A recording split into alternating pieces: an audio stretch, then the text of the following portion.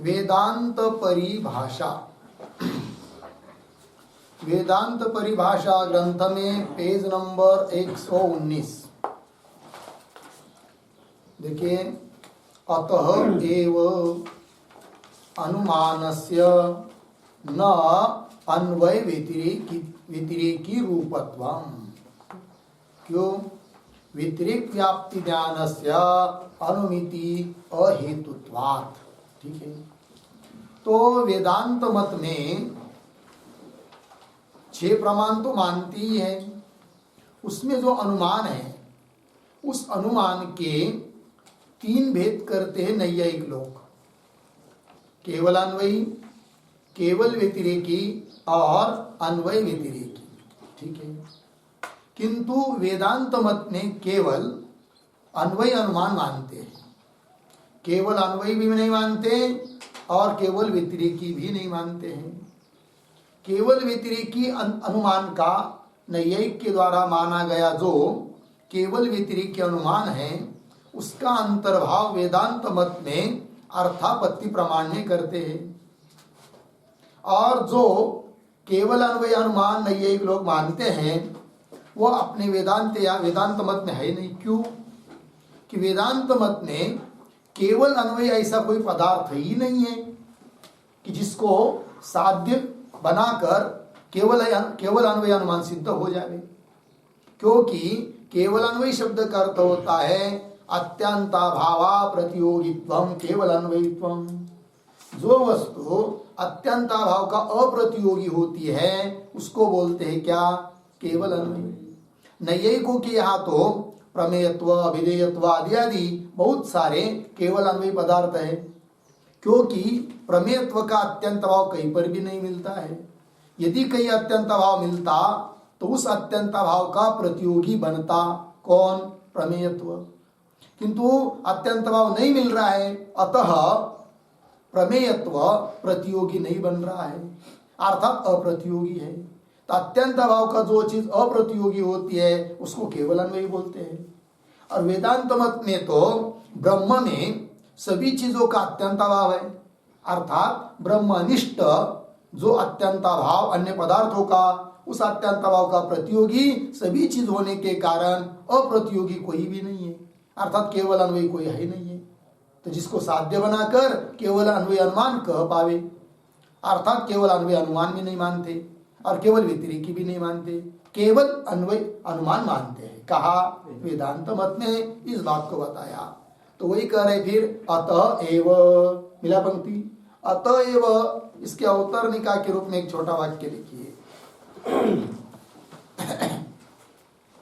ननु मा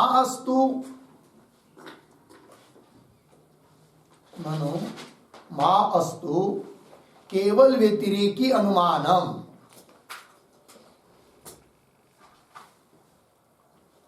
केवल व्यतिरेकी अनुमानम, केवल व्यतिरेकी अनुमानम अर्धविराम। अन्वय व्यतिरेकी अनुमानम तो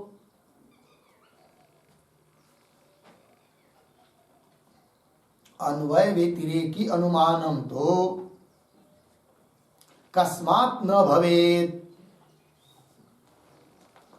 कस्मात् न भवेत् इति अतः आह, इति अतः आह, अतः एव इति, अतः एव इति। ठीक है। अर्थ देखिए भाई, पूर्व पक्षी बोल रहा है कि मास्तु केवल व्यतिरेकी अनुमानम, पीछे की पेज पर केवल व्यतिरेकी को खंडन कर दिया ना। ठीक है, केवल व्यतिरेकी नहीं मानते हो तो मत मानो, किंतु अन्वय व्यतिरेकी अनुमानम तो कस्मात् न भवे, अन्वय व्यतिरेकी अनुमान क्यों नहीं मानना चाहिए, अर्थात मानना चाहिए। कौन कह रहा है? पूर्व पक्षी। तब उसको उत्तर दे रहे हैं अतः एव इत्यादि पंक्ति के द्वारा। तो अतः एव अनुमानस्य न अन्वय व्यतिरेकी रूपत्वम, अर्थात अन्वय व्यतिरेकी रूप अनुमान भी हम मानते नहीं है। क्यों? सुर में कहा अतः एव, हेतु दे दिया। अतएव मतलब क्या? अतएव शब्द का अर्थ लिखिए, व्यतिरिक व्याप्ति ज्ञानस्य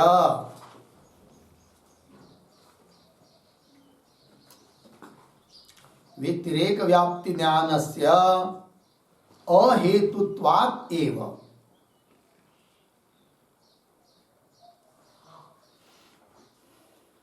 अहेतुत्वात् एव व्यतिरेक व्याप्ति ज्ञानस्य अहेतुत्वात् एव। ठीक, मतलब व्यतिरेक व्याप्ति वाला व्यतिरेक व्याप्ति ज्ञान अनुमिति के लिए कारण ही नहीं है कि नहीं? क्यों? उसका हेतु कल बताया था।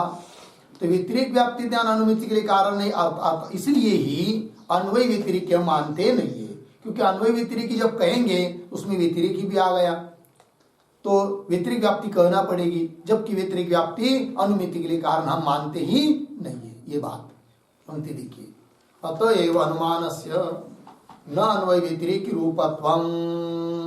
ठीक है ना जी? व्यतिरेक की व्याप्ति क्यों? व्यतिरेक व्याप्ति ज्ञानस्य अनुमिति हेतुत्वात्, व्यतिरेक व्याप्ति ज्ञान अनुमिति के लिए कारण ही नहीं, अतः अन्वय व्यतिरेक भी नहीं कहेंगे, क्योंकि अन्वय व्यतिरेक वो होता है कि जिसमें अन्वय व्याप्ति भी हो व्यतिरेक व्याप्ति भी हो, जबकि व्यतिरेक व्याप्ति को हम कारण मानते ही नहीं है, तो अन्वय व्यतिरेक बनेगा कहाँ से? नहीं बनेगा। लग गया अर्थ? ये कह दिया। तो न अन्वय व्यतिरेक रूपत्व में पद आया कि नहीं? तो अन्वय व्यतिरेक किसको कहते हैं? उसको, उस पर एक वाक्य लिखिए, बीच में आया है, अन्वय व्यतिरेक अनुमानम बराबर अन्वय व्यतिरेक अनुमानम बराबर अन्वय व्यतिरेक सहचार गृहीत व्याप्तिकम। अन्वय व्यतिरेक सहचार गृहीत व्याप्तिकम।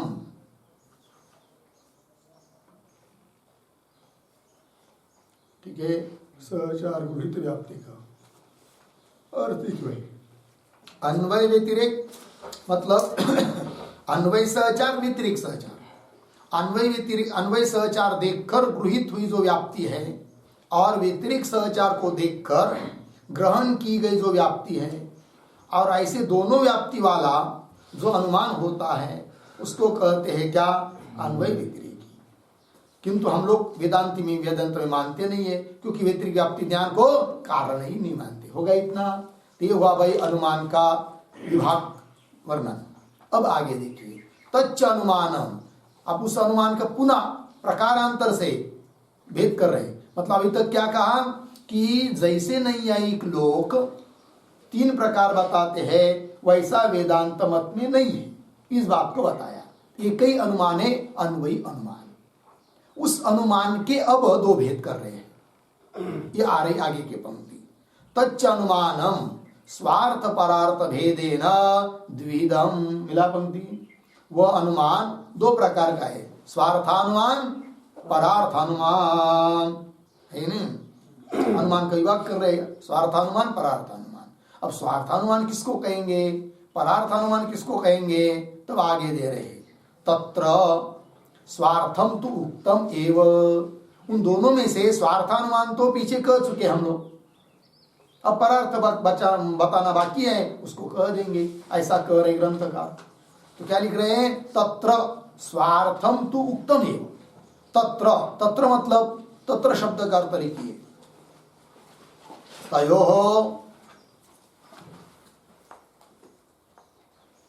तयोः स्वार्थानुमान परार्थानुमानयोः मध्ये, स्वार्थानुमान परार्थानुमानयोः, स्वार्थानुमान परार्थानुमानयोः मध्ये।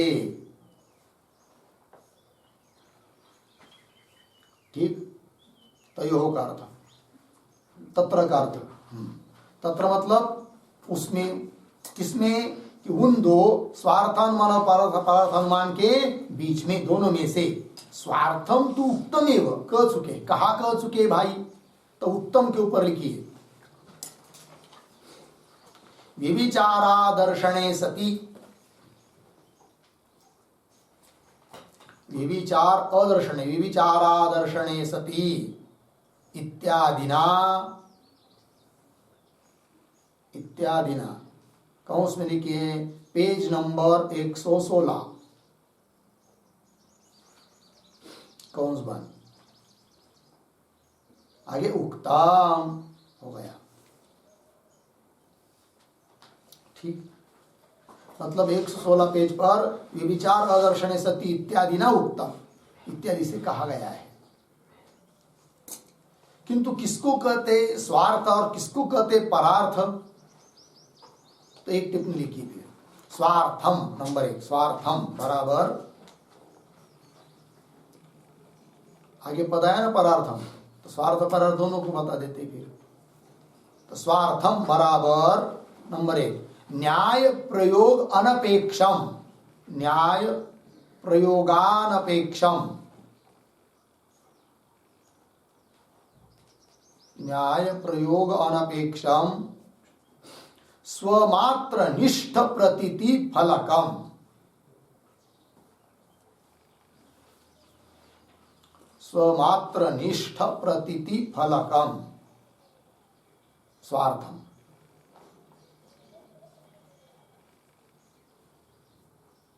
ठीक है,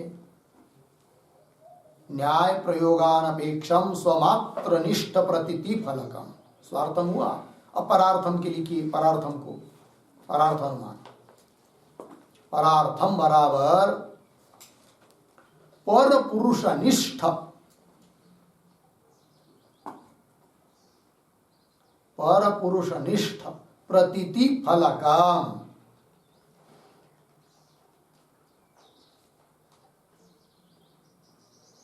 पर पुरुष निष्ठ प्रतीति फलकम। ठीक है, तो पर पुरुष पहले हुआ स्वार्थ, स्वार्थ का अर्थ देखिए पहले न्याय प्रयोग अनपेक्षम, जिसमें न्याय का प्रयोग करने की जरूरत नहीं है। बोलेंगे न्याय क्या चीज है, तो अगले पेज पर आ रहा है न्याय की परिभाषा।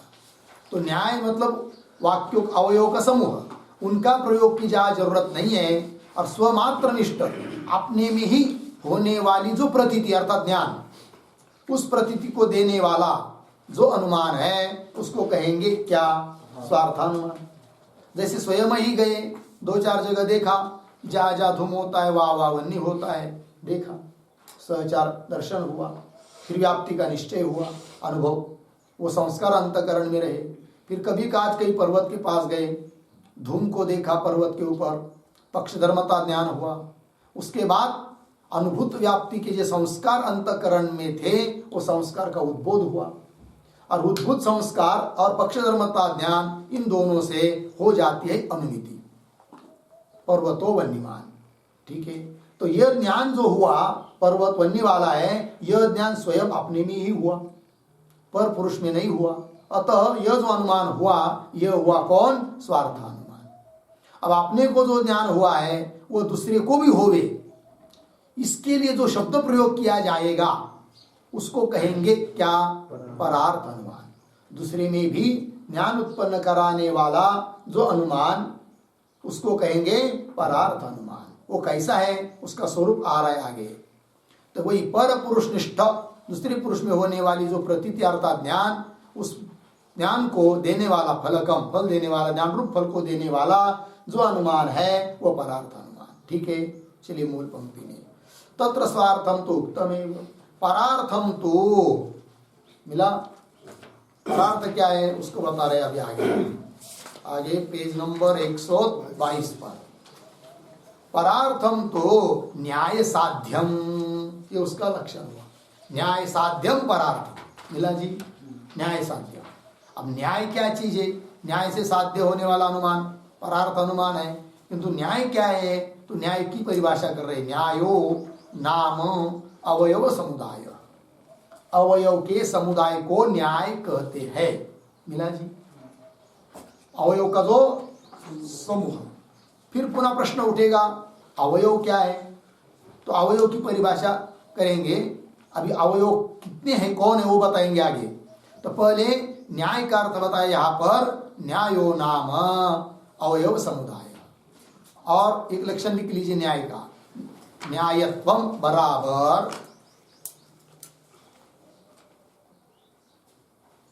न्यायत्वम बराबर उचित अनुपूर्विक उचितानुपूर्विक उचितानुपूर्विक प्रतिज्ञादि त्रितयम त्रितय समुदायत्वम प्रतिज्ञादि त्रितय समुदायत्वम प्रतिज्ञादि त्रितय समुदायत्वम न्यायत्वम। ठीक है। उचित अनुपूर्विक योग्य अनुपूर्विक वाला जो प्रतिज्ञादि त्रितय तीन प्रतिज्ञा हेतु उदाहरण त्रितय इनका समूह इसको कहते न्याय। ठीक है। चलिए मूल में न्यायो नाम अवयव समुदाय। अब वो अवयव का समुदाय कौन है? वो अवयव तो वो करे अवयवाश्च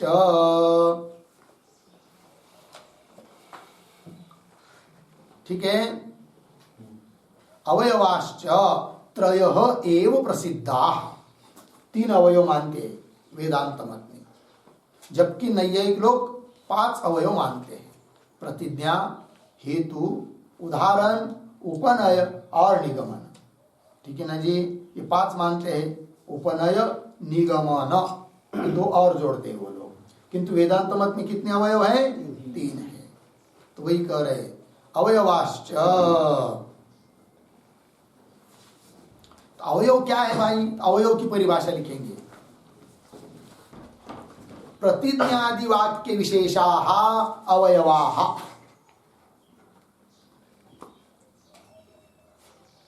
प्रतिज्ञादि वाक्य विशेषाः अवयवाः।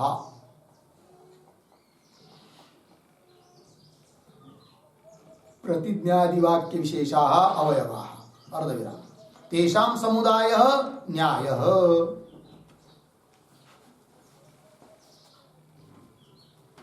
तेषां समुदायः न्यायः। ठीक। प्रतिज्ञादि जो वाक्य विशेष उसका नाम है यहां पर अवयव। ठीक है। तो देखो भाई मूल में अवयवाष्ट त्रयेव प्रसिद्धा 3 अवयव प्रसिद्ध है। कौन कौन? प्रतिज्ञा हेतु उदाहरण रूपा। प्रतिज्ञा एक अवयव हुआ, दूसरा हेतु वाक्य और तीसरा है उदाहरण। ये 3 हुए। ठीक है। क्यों वहां ये 3 लीजिए? क्यों वहां आगे उदाहरण उपनय निगमन रूपा वा करके विकल्प दिया। तो 3 अवयव मानने 5 नहीं। तो 3 कौन से? तो प्रतिज्ञा हेतु उदाहरण इन 3 को मानेंगे। क्यों वहां उदाहरण उपनय निगमन इन 3 को मानेंगे, है कि नहीं? क्योंकि दोनों में से कोई भी 3 त्रितय मान लिया तो उन दोनों का बचे हुए दोनों का अंतर्भाव उसमें हो जाता है। वो कैसे बताएंगे देखिए। तो प्रतिज्ञा हेतु उदाहरण रूपा एक बात हो गई। क्यों वहां उदाहरण उपनय निगमन रूपा वा मिला। आगे न तो पंचावयव रूपा, किंतु 5 अवयव हम लोग मानते नहीं है। ये जो पंक्ति आई है न तू, उसके उत्तर निकालने एक वाक्य निकाल नैयायिकाभिमतम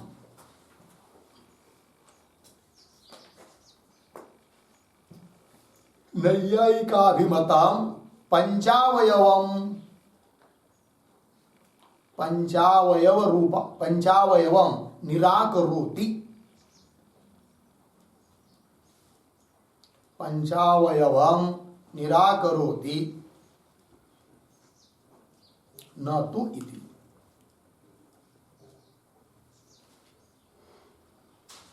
ठीक है।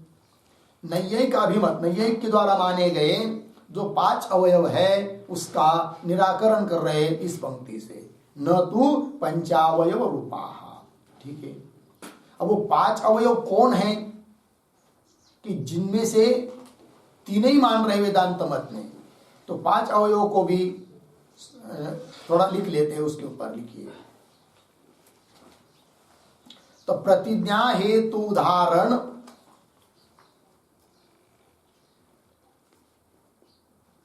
प्रतिज्ञा हेतु उदाहरण उपनय निगमनानि उपनय निगमनानि पंचावयवाः पंचावयवाः नैयायिकाः मन्यन्ते।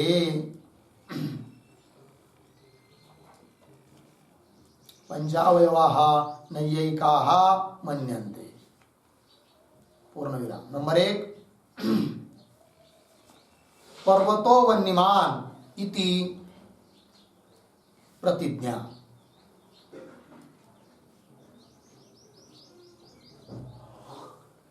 पर्वतो वन्यमान इति प्रतिज्ञा। आगे, धूमवत्वात् इति हेतु।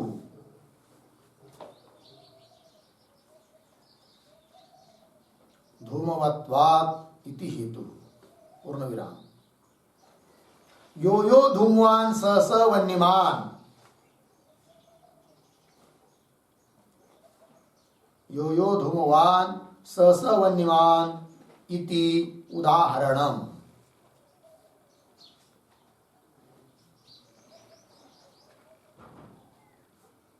इति उदाहरणम्। पूर्ण विराम। तथा च अयम् इति उपनयः। तथा च अयम् इति उपनयः। पूर्ण विराम। तस्मात् तथा इति निगमनम्।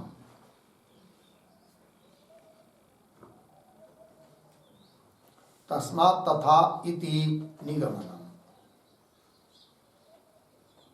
पूर्ण विराम।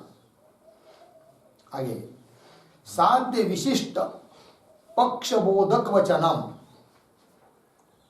साध्य विशिष्ट पक्ष बोधक वचनम प्रतिज्ञा। साध्य विशिष्ट पक्ष बोधक वचनम प्रतिज्ञा। पूर्ण विराम। आगे, पंचम्यंतम तृतीयांतम वा। पंचम्यंतम तृतीयांतम वा लिंगवचनम हेतु। लिंगवचनम हेतु। पूर्ण विराम। आगे, व्याप्ति प्रतिपादक।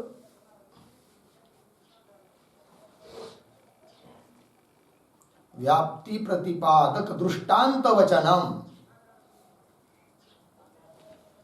व्याप्ति प्रतिपादक दृष्टांत वचनम उदाहरणम।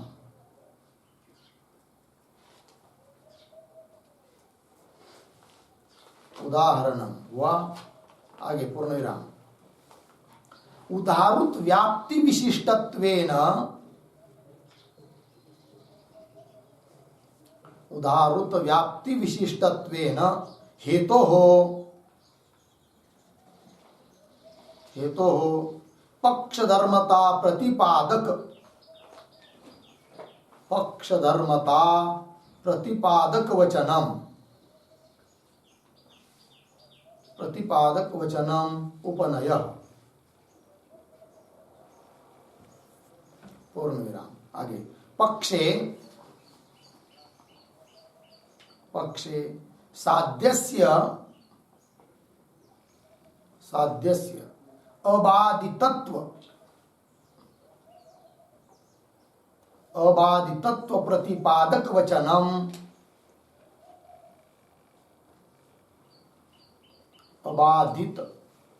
अबाधितत्व प्रतिपादक वचनम निगमनम्।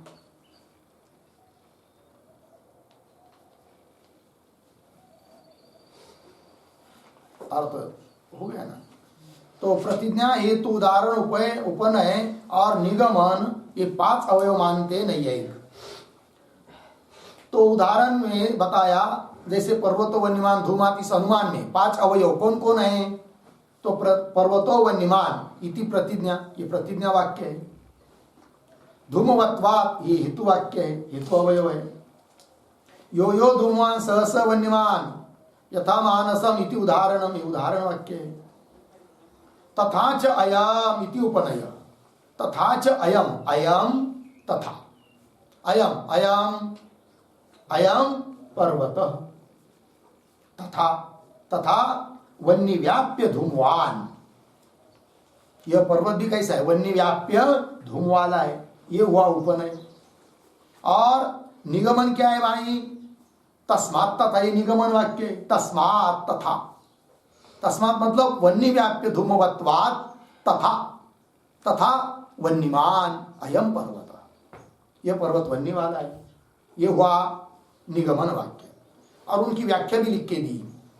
साध्य विशिष्ट पक्ष का बोधक जो वचन, उसको कहते प्रतिज्ञा। जैसे पर्वत वन्यमान, इसमें साध्य विशिष्ट, साध्य वन्य, उससे विशिष्ट पक्ष हुआ पर्वत, उसको कहने वाला वचन है। इसलिए हो गई क्या? प्रतिज्ञा। साध्य विशिष्ट पक्ष बोधक वचनम प्रतिज्ञा। पंचम्यांत किंवा तृतीयांत जो लिंग वचन होता है, हेतु विषयक वाक्य, वो हुआ हेतु। और व्याप्ति प्रतिपादक जो दृष्टांत वचन, उसको कहते हैं क्या? उदाहरण। यो यो धूमवान स सर्वन्यमान यथा मानसम। और उदाहृत जो व्याप्ति है, उस व्याप्ति विशिष्टत्वेन, व्याप्ति से विशिष्ट ऐसा जो हेतु, उस हेतु का पक्ष धर्मता प्रतिपादकम, पक्ष का धर्म है वो हेतु, पक्ष में रहने वाला है वो हेतु, ऐसा प्रतिपादन करने वाला जो वचन, उसको कहते उपनय। जैसे उदाहरण बताया था, तथा च अयम, है कि नहीं? ये ना उपनय। तथा च अयम, तथा च अयम मतलब अयम पर्वत, तथा तथा मतलब वन्य व्याप्य धूमवान। तो पक्ष धर्मता प्रतिपादन हुआ कि नहीं इसमें? है कि नहीं? और वो भी हेतु कैसा? उदाहृत व्याप्ति विशिष्ट, वन्य व्याप्य धूम, तो व्याप्ति से विशिष्ट हुआ ऐसा जो हेतु धूम, उस धूम वाला पर्वत है, ये कथन हुआ। तो उदाहृत व्याप्ति विशिष्टत्वेन हेतु हो पक्ष धर्मता प्रतिपादक वचनम उपनय। और फिर अंतिम निगमन क्या? पक्षे साध्य से अबाधितत्व प्रतिपादक वचनम, पक्ष में साध्य निश्चित है, अबाधित है, इस बात को कहने वाला जो वचन, उसको कहते क्या? निगमन।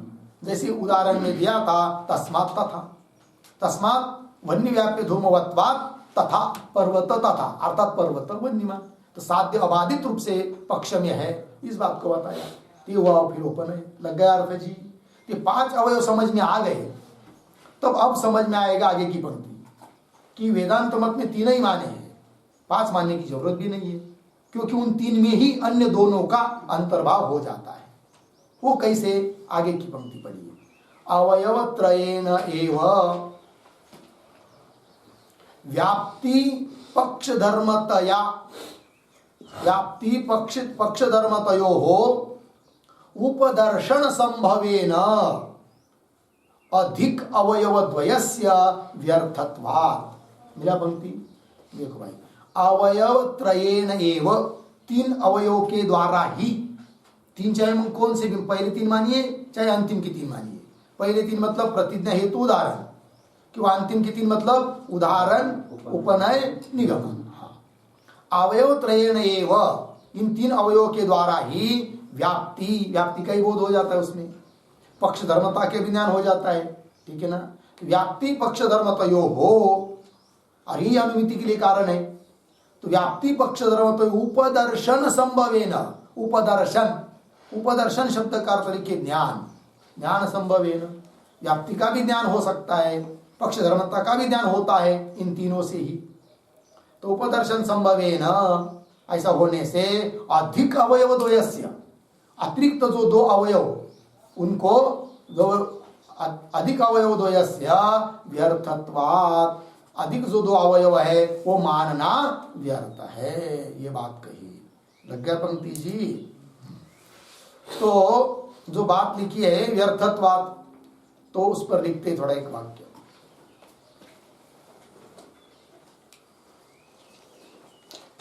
और ये जो उसके पहले एक पद है, देखिए, संभवेन अवयव, अवयव द्वयस्य, 2 अवयव व्यर्थ है। कौन 2 अवयव व्यर्थ है? उस पर पहले एक वाक्य लिखिए। प्रतिज्ञा हेतु रूपस्य, प्रतिज्ञा हेतु रूपस्य उपनय निगमन रूपस्य वा, उपनय निगमन रूपस्य वा, ठीक है, अधिक दो अवयव व्यर्थ है। कौन कौन? प्रतिज्ञा और हेतु, ये व्यर्थ है क्योंकि आगे के तीन मानेंगे तो पहले दोन व्यर्थ है। क्यों? पहले तीन मानेंगे तो अंतिम के दोन उपनय और निगमन वे व्यर्थ है। क्यों? उसके द्वारा जो बात बताई जा रही है वो इन तीन में आ जाती है, इसलिए व्यर्थ है। इसलिए व्यर्थत्व के ऊपर भी लिखिए वाक्य, प्रतिज्ञया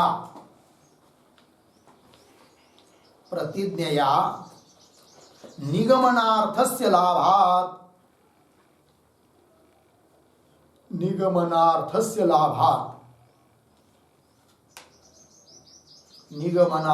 लाभात् अर्धविराम हेतुना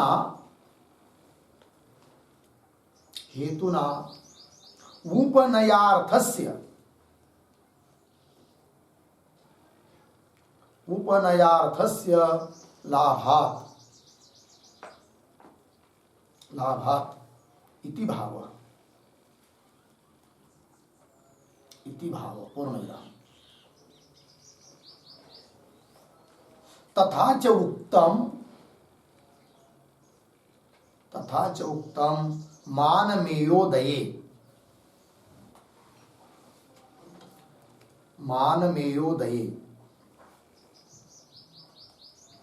डैश देकर आगे उद्धरण चिन्ह में श्लोक लिखिए।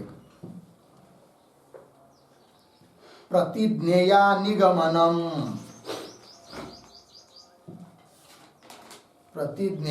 निगमनम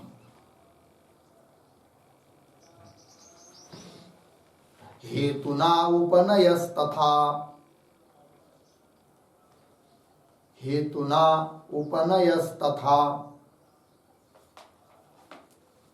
पूर्णविराम। गतार्थ इति कह कुर्यात्,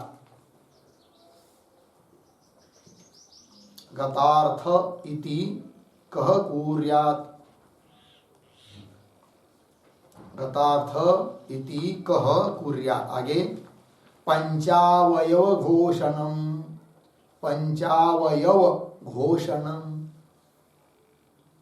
पूर्णविराम उद्धरण चिन्ह बंद। देखो भाई यार, तो कह रहे हैं प्रतिज्ञा निगमनार्थ से लाभात्, प्रतिज्ञा के द्वारा निगमन का अर्थ प्राप्त हो जाता है। अर्थात प्रतिज्ञा क्या है? पर्वतो वन्यमान, ये प्रतिज्ञा है, बराबर है कि नहीं? और निगमन क्या बताया है? तस्मात् तथा, उदाहरण में दिया लिख के आपको, तस्मात् तथा मतलब वन्य व्याप्य धूमवत्वा तथा मतलब पर्वत वन्यमान। तो पर्वत वन्य वाला है, ये बात का निश्चय हो रहा है कि नहीं? किंतु वह ज्ञान तो प्रतिज्ञा से ही हो गया है, पर्वत वन्यमान। इसलिए प्रतिज्ञा से गतार्थ हो जाता है कौन? निगमन। अतः निगमन को मानने की जरूरत नहीं प्रतिज्ञा बोलने पर, अथवा निगमन को बोलेंगे तो प्रतिज्ञा वाक्यों को देने की जरूरत नहीं है। ठीक, तो चलिए प्रतिज्ञा निगमनार्थ से लाभ। और आगे हेतुना मतलब हेतु वाक्य के द्वारा उपनयार्थ से लाभ, क्योंकि हेतु वाक्य क्या है? उदाहरण धूमवत्वात् पर्वतो वन्यमान, धूमवत्व क्या हेतु वाक्य है ना। और उपनय क्या होता है जी? उपनय वाक्य का क्या आकार होता है? उदाहरण तथा चयम मतलब अयम पर्वत, तथा मतलब वन्य व्याप्य धूम वाला पर्वत है।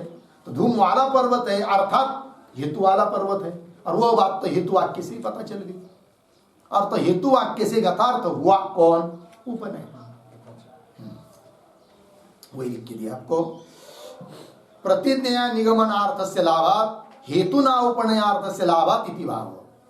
और यही बात मानमेयोदय ग्रंथ 1 पूर्व मीमांसा होगा, उसमें भी बताई है। वहां का श्लोक आपको लिख के दिया। प्रतिज्ञा निगमनम, प्रतिज्ञा के द्वारा निगमन गतार्थ हो जाता है। हेतुना उपनय तथा हेतुना उपनय, उसी प्रकार हेतु के द्वारा उपनय क्या? आगे गतार्थ इति, गतार्थ का अन्वय दोनों के साथ। कैसा? प्रतिज्ञया निगमनम तथा हेतुना उपनय गतार्थ, गतार्थ हो जाता है, फलित हो जाता है। इति ऐसा होने से क्या? पंचावयव घोषणम क कुर्यात्, 5 अवयव है, ऐसी घोषणा कौन करेगा? क्या करने की जरूरत है? अर्थात कुछ जरूरत नहीं है, ऐसा बताया है मानवेयोदय ग्रंथ में। हो गया ना इतना? तो कुल मिलाकर क्या बताया फिर कि 2 प्रकार का अनुमान, स्वार्थानुमान, परार्थानुमान। न्याय प्रयोज्य जो अनुमान है, न्याय साध्य जो अनुमान है, वो परार्थ अनुमान है। न्याय क्या है, अवयव क्या है, वो कौन कौन है, इन सब बातों को बताया। फिर आप आगे चलिए। एवं अनुमाने निरूपिते, इस प्रकार अनुमान का निरूपण हुआ, बराबर। एवं अनुमाने निरूपिते तस्मात् ब्रह्म भिन्न निखिल प्रपंचस्य मिथ्यात्व सिद्धि। ठीक है, तस्मात् बीच में आया ना पद, तस्मात्। तस्मात् मतलब क्या? तस्मात् का अर्थ लिखिए अनुमानात्।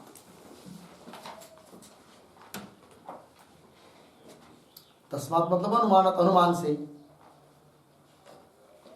देखो भाई,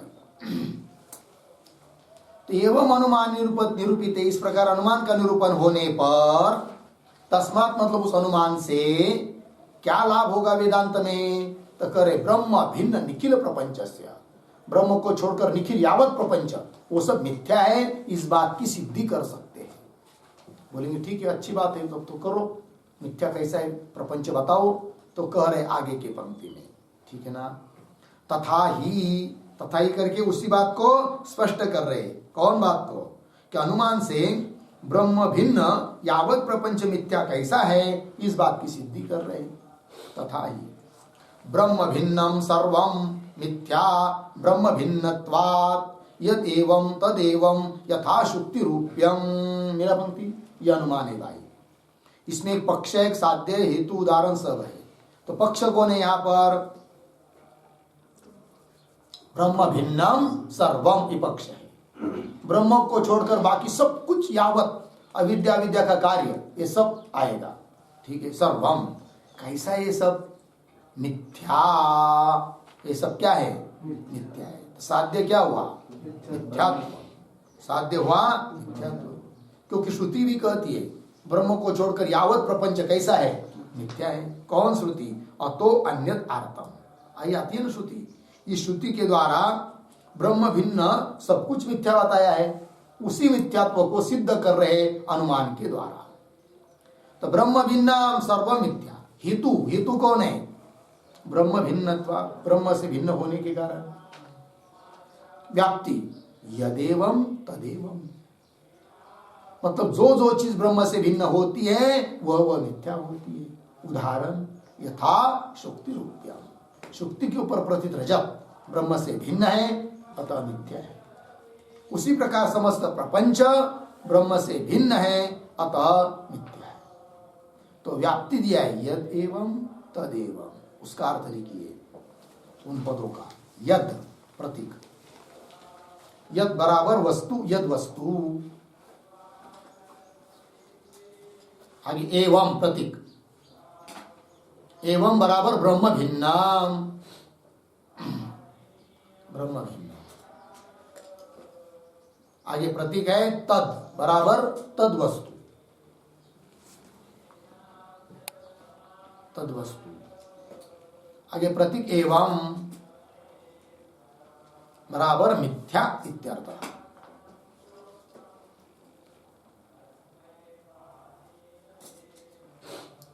ठीक है, मतलब क्या? जो वस्तु ऐसी है मतलब ब्रह्म से भिन्न है, तद वस्तु एवं अर्थात मिथ्या है। तात्पर्य जो ब्रह्म से भिन्न है वो मिथ्या है। आगे लिखिए थोड़ा, अत्र ब्रह्म भिन्नम सर्वम मिथ्या, ब्रह्म भिन्नम सर्वम मिथ्या इति प्रतिज्ञा, इति प्रतिज्ञा अर्धविराम। ब्रह्म भिन्नत्वात् इति हेतु,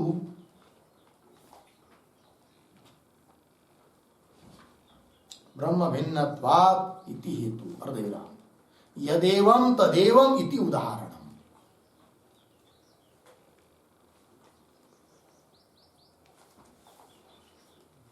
यदेवं तदेवं इति उदाहरणम्। हो गया जी।